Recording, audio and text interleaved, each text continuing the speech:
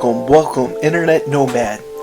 This is my first game tale for the year of nostalgia. The subject is Sonic 2. My first memory of video games was Sonic 2. I grew up with a Sega Genesis and Nintendo 64. My earliest gaming memories were playing Mario 64 and Sonic. I also had an Animaniacs game, which I plan on making a video about in the future. Unlucky for me, my Sega Genesis broke in the late 2000s. We sold all the games, and I never played Sonic until 2010. When I heard the DS had a Sonic Classic collection, I asked my parents for the game on my birthday. This is how I beat Sonic 1 and 2. Yes, I abused the save feature in the game. I collected all the Chaos Emeralds, I played as Knuckles, and beat the game. I never owned Sonic and Knuckles, so Sonic 2 as Knuckles was a new experience for me. When I played on Genesis, I never beat Chemical Plant Zone. Seeing the rest of the game was a core gaming memory for me. I got stuck on the final boss for a good time. I practiced repeatedly and found the strategy to beat Metal Sonic. Seeing the credits roll was surreal. There's a reason Sega keeps releasing Sonic 2. It might be my favorite 2D platformer. I remember when my friend used to name it his favorite game of all time, and this friend of mine played so many more games than me. There's just something that these simple games get right. Another game in a similar vein is Super Mario 3. I hear so many people claim Mario 3 is the best in the series. I played so little of that game, but I feel the same sentiment comes from a similar source for me and Sonic 2. I remember playing this with my brother. I always played as Tails. When we both played together, we would play the same few levels over and over since we were both bad at the game. But that's the magic of Sonic. Bad players still have fun, even while losing. I know Emerald Hill Zone so well since I played it so many times. It's funny how I experienced Sonic's 2D games only as a kid, and only experienced Mario's 3D games as a kid. I never had Sonic Adventure. I played Sonic Heroes after renting it from Blockbuster.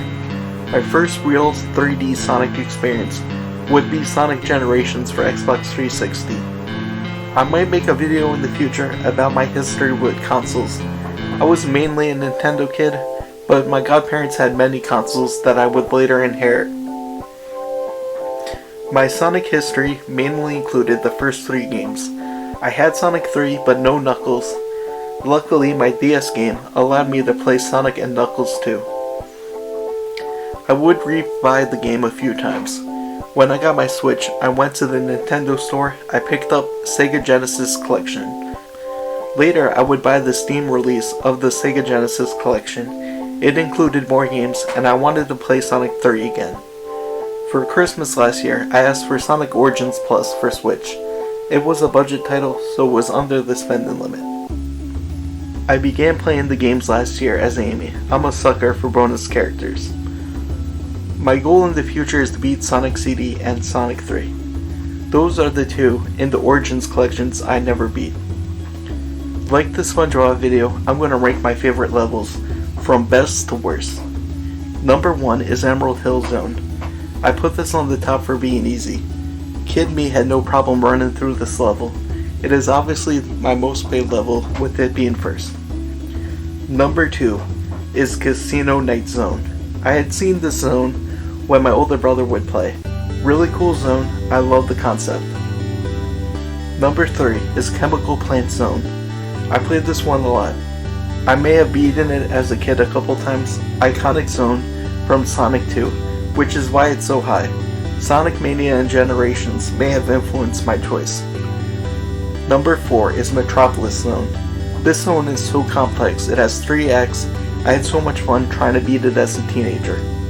Number 5 is Mystic Cave Zone. I like the colors and the aesthetics of this zone. Number 6 is Aquatic Ruins Zone. I know I never beat this zone as a kid. Water levels are notoriously bad, and I had little fun playing this one. Number 7 is Hilltop Zone. I don't remember too much of the zone, have no strong opinions. Number 8 is Oil Ocean. Cool idea, but not a huge fan of this level. I never played this as a kid, I have no deep connection Not a huge fan of the color palette. Number 9 is Sky Chase Zone. Cool transition zone, but leaves little to do. I love the plane ride, especially since it has the same plane Tails flies in Sonic 3. Number 10 is Death Egg Zone. I want to punch whoever thought Zero Rings would make a boss fight more fun. Number 11 is Winged Fortress Zone. A really great challenge, but I usually like easy games. The boss fights are where I think this game shines. So many were memorable fights. The final boss was a pain, and if I was making the game, I would have a ring spawn for every Chaos Emerald you collect. It would be in a position where you could skip them to play the fight as intended. The Emerald Stages were fun. I loved the tunnel and collecting rings. I always played it as just Sonic or Knuckles. If I'm going for the Emeralds, I hate how Tails is 1 second delayed from you. This always led me to losing rings. This game introduced Super Sonic. I always liked the idea of Super Sonic. I mainly seen him in Smash and the TV shows. I also grew up with the comics from Archie. I collected most of the Mega Man and Sonic crossover.